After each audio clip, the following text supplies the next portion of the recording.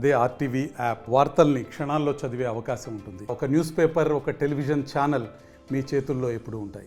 వంగవీటి మోహన్ రంగా గారి యొక్క జయంతి సందర్భంగా ఈ గ్రామంలో ఆయన విగ్రహావిష్కరణ చేయడం అనేది చాలా శుభపరిణామం.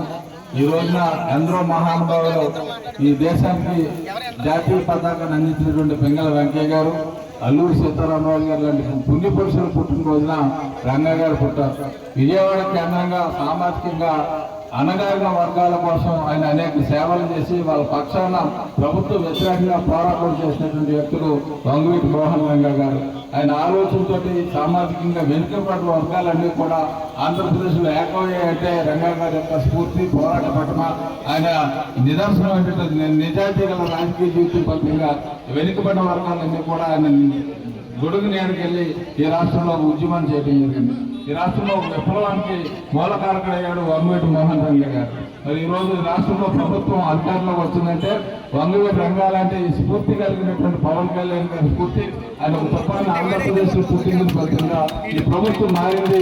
రాష్ట్రంలో విప్లవాత్మక నిర్ణయాలు తీసుకున్న ప్రభుత్వం రాష్ట్రంలో చంద్రబాబు నాయుడు గారి నాయకత్వం నడుస్తుందంటే రంగా గారి ఆశయాలతో పనిచేస్తున్నటువంటి పవన్ కళ్యాణ్ గారి వల్లే రాష్ట్రం మార్పు తీసుకొచ్చింది. మరి ఆశయాలు మనం ముందుకు తీసుకెళ్లాల్సిన అవసరం ప్రతి యువత హృదయాలను ఉండాలి. రంగా గారు ఏ ఆశయం కోసం, వ్యక్తుల కోసం, ఎవరి కోసం అయితే పోరాటం చేశాడో దానికోసం నిదర్శనబద్ధంగా మనందరం పనిచేయాలని యువతని ఆదర్శంగా నిలబడాలని కోరుతూ సెలవు తీసుకుంటుంది. State-of-the-art research, industry-driven skilling, 100% placements. KL, deemed to be university. ఈరోజు వంగవీటి గౌరవనీయులు వంగవీటి మోహన్ రంగా గారి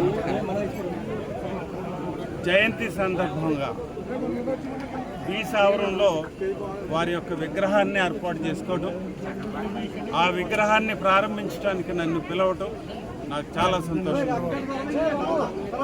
ఈ విగ్రహాన్ని కేవలం కాపు నాయకులే కాదు, కాపు కార్యకర్తలే కాదు, బీసీ కార్యకర్తలు, బీసీ నాయకులు, ఎస్సీ నాయకులు కూడా ఇక్కడ ఏర్పాటు చేసుకోవటం, దాంట్లో భాగస్వామ్యం వారు కలుపుకోవటం, ఇదంతా కూడా చాలా సంతోషాన్ని ఇస్తూ ఉంది.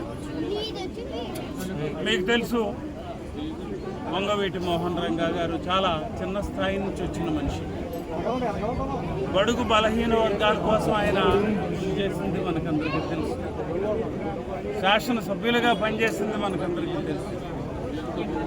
వారి నాయకత్వంలో ఈ బడుగు బలహీన వర్గాలకి కాస్త గుర్తింపు కూడా ఆయన ఇవ్వడానికి ప్రయత్నం చేసిందంతా మీకు